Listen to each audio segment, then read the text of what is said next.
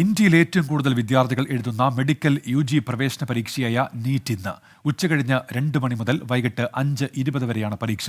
16 പരീക്ഷാ കേന്ദ്രങ്ങൾ ആണ് കേരളത്തിലുള്ളത്.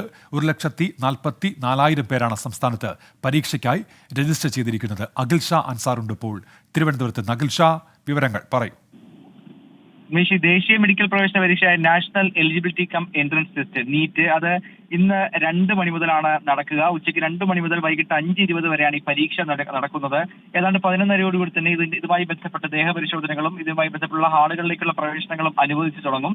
1:30 കഴിഞ്ഞാൽ ഒരു ഹാളിലേക്ക് പ്രവേശിപ്പിക്കില്ല എന്നതാണ് നിലവിൽ അറിയിച്ചിട്ടുള്ളത്. സംസ്ഥാനത്താകമാനം 16 പരീക്ഷാ കേന്ദ്രങ്ങളാണ് ഇതുമായി ബന്ധപ്പെട്ട് സജ്ജീകരിച്ചിട്ടുള്ളത്. സംസ്ഥാനത്ത് 1,44,949 വിദ്യാർത്ഥികൾ ഈ പരീക്ഷയ്ക്കായി രജിസ്റ്റർ ചെയ്തിട്ടുണ്ട്. സംസ്ഥാനത്ത് കഴിഞ്ഞ തവണത്തേക്കാൾ 10,000-ഓളം കുട്ടികളുടെ വർധനവ് ഇത്തവണ ഉണ്ടായിട്ടുണ്ടെന്നുള്ളതാണ് ഈ ഘട്ടത്തിൽ ഏറ്റവും പ്രധാനമായി പറയാനുള്ളത്.